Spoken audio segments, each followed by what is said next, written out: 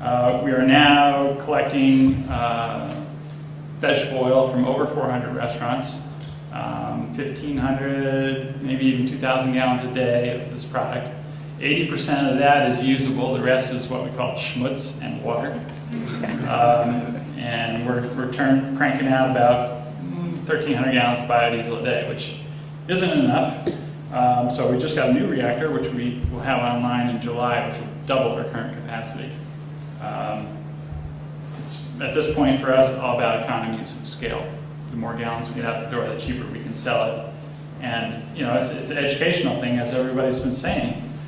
People, there might be a handful of people that'll pay a higher price for it, but we're really competing with OPEC.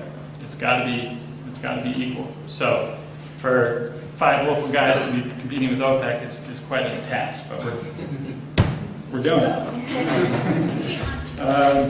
So it's kind of where we are now.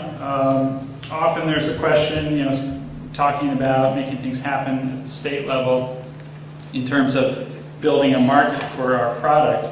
Often get the question, well, you guys can't make enough. There's not enough friolators in the state. I think there's probably, we could cap out around 1 million gallons a year within Rhode Island for our production.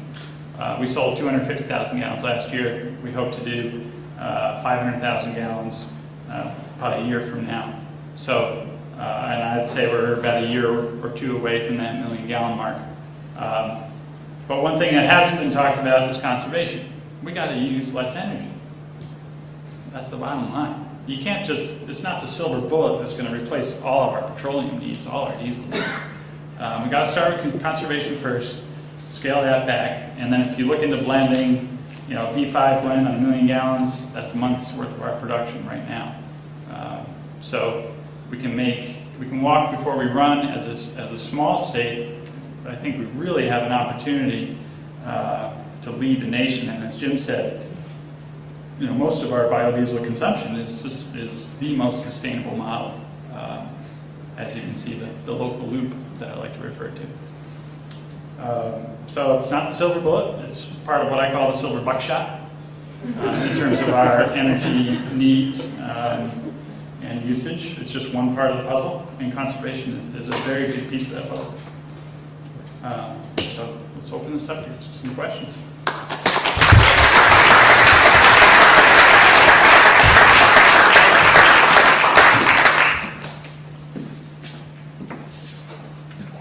Okay. Yes. Richard Hosley. Just a quick question.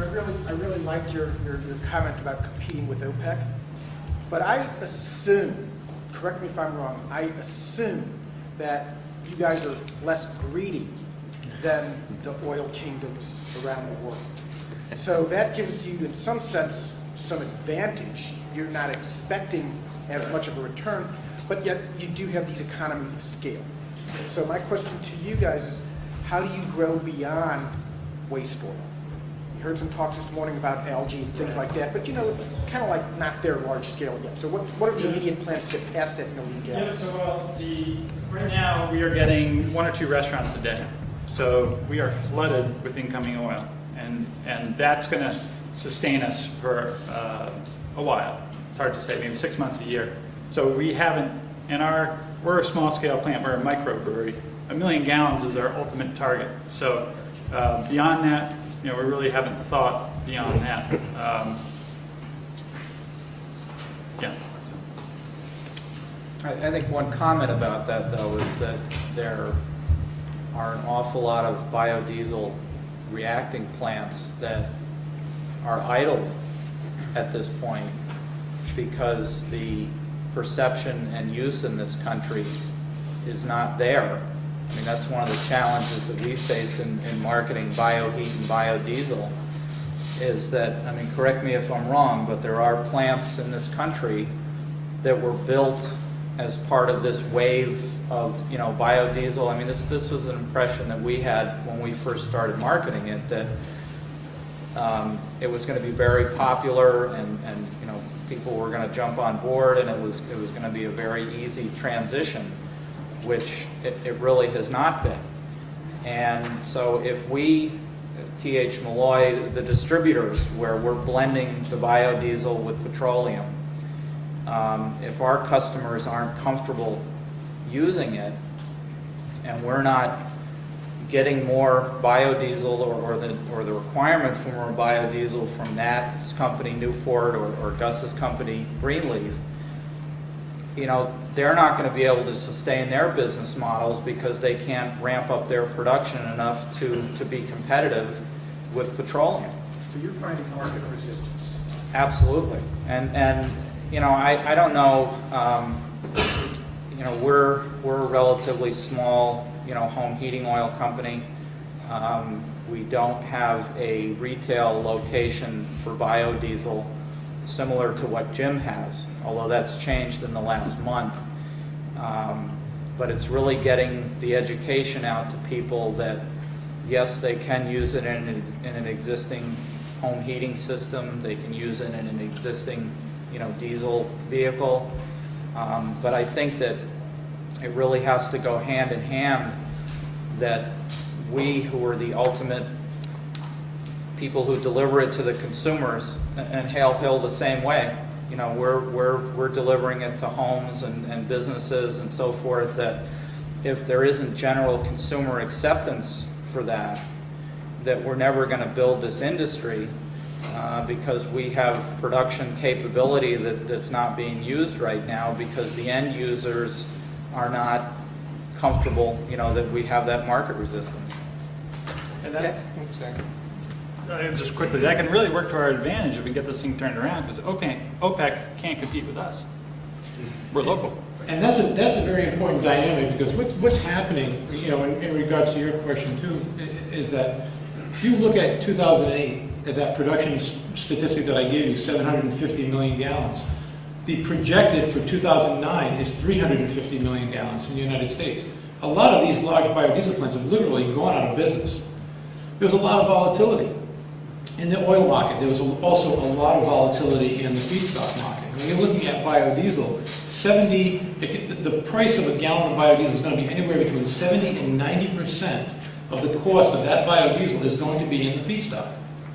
So what happened when the barrel of oil went to $150, soy, you heard Larry Dressler earlier say soy went to 74 cents. These guys started dropping like flies, and what happened was they had 40, 50, 60 million gallon a year plants.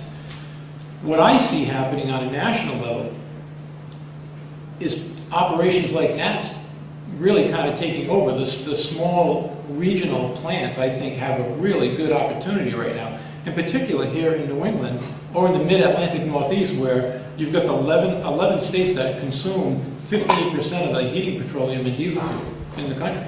It's a great opportunity if we can turn that dynamic around and get it to work in our favor. Yes. Nat, a question about the waste oil to biofuel. Do you get a tipping fee from the restaurants to get rid of their oil? All of our collection is for free. It would be, I mean, the economics would be considerably improved if they would pay you to take it away. Yes, but it's given us a very large market advantage. Baker's Commodities is our largest competitor. They're a nationwide rendering company. And when we entered this business, they were charging restaurants to take their oil away. We came in for free, so immediately gave us a foot up. And then as value of that yellow grease started to climb, Baker's went free. Then they went to paying their customers, and we've been free all along. Then the bottom of the commodities market dropped out, and now they're back to charging. And restaurants are coming to us in droves. So they can see a very consistent line from us, and also in our end users. Our price for biodiesel hasn't changed since January. So we try to be Widen it out, huh? Yeah, keep it stable. That's been a tremendous advantage for us. Yes, it has. In terms of the blends that we're able to offer, because the biodiesel pricing is now very, very similar to petroleum, so that the price resistance that we had been feeling as one of the market objections does not exist at this point. And what makes that competitive is sustainability. having the ability to have that fuel tested locally, have that fuel ability to pick it up locally, so you don't have transportation costs, and deliver it locally. So I have a lot of respect for what Bob has to say in terms of the small operation. Just let me just add one more thing to your question. It is very important that the issue of collecting yellow grease from restaurants. Spent many years in the wastewater industry as an engineer, and one of the biggest problems we have in the wastewater industry is yellow grease. One of the issues with being able to take that yellow grease away for free, or maybe even pay someone to take it away, it gives the restaurant owners an opportunity to do the right thing. We have a law in Rhode Island that states if you take yellow grease and you let it solidify, you can dispose of it as solid waste. That means you can throw it in the dumpster, and when it goes to the landfill and heats up to 70 degrees, it ends up in the water table. And there used to be a standing joke about, well, why don't we just wait and mine it out of the landfill? So, I mean, it kind of comes back to the whole recycling, the closed loop, the sustainability of the product. I think, taking that yellow grease away, or even having to pay a small tipping fee to take it away, I think is the right thing to do. Get the local sewer authority to... And that's something that's being looked at right now, because ground grease is another issue, and no one really knows how much grease is in a wastewater treatment plant. We have 13 here in the state of Rhode Island, something that we are looking at very closely. I know that Baker Commodities, through a transfer station located in Lohr, Rhode Island, brings 250,000 pounds of yellow grease a week through that tipping station, through that transfer station. So there's a lot of grease out there. It's just a matter of, the stuff that goes to the landfill, the wastewater treatment plant, we're not aware of. Because that's all of us at our homes, flushing it down the sinks, and then it goes into the public sewer system and ends up at the collection agency. Right here? I'm curious, the folks from Rhode Island, what kind of successes you've had or obstacles you've found trying to market, let's say B20, to the marine guys, the boats. Any luck? Yeah, it's going very slowly, but we're on a steady incline. We're gaining more customers, but there's plenty of resistance because people don't want to be out in their boat and be stranded in the middle of the ocean. So, that's another thing too, is that there's a correlation there, a big correlation there between ethanol and biodiesel. And what Jim is saying is very valid. I do a lot of speaking at the boat shows. The boating industry is one of the few groups that have been really embraced biodiesel once they understand that it's not ethanol. Ethanol did a job on the marine industry. It really, really did a job on it. I mean, there were engines out there, gasoline engines failing left and right. We have right now, Save the Bay runs their 2 research vessels on biodiesel, 20% biodiesel. Old Port Marine runs 14 launches on 20% biodiesel. They have for the last 3 years. It really, for a sailor who has a small diesel engine on board where their engine and their tank is located below deck, it really does a great deal to mitigate the odor of the petroleum distillate fuel that they're used to using. And it seems to be working very well. I mean, I haven't had any complaints at all. I'm actually administering the program for Old Port Marine and also for Save the Bay, and it's going along. It's going into its 3rd summer without a problem. But that I think is a very, very important industry because there's another win-win. Now you're not only talking about air quality, but you're talking about water quality. So that's a two-for. what I found is also a big challenge. Most marinas only have one tank, and so they want their one tank to be the fuel that has worked for them already. So in some cases, we've brought 50-gallon drums out there for them to blend, but most of the distribution is straight into the boat. And last year, when the price was right, we had plenty of boats who went with a B50, and mostly local fishermen who are having a challenge just making ends meet and sustaining themselves. Well, one of the things I'm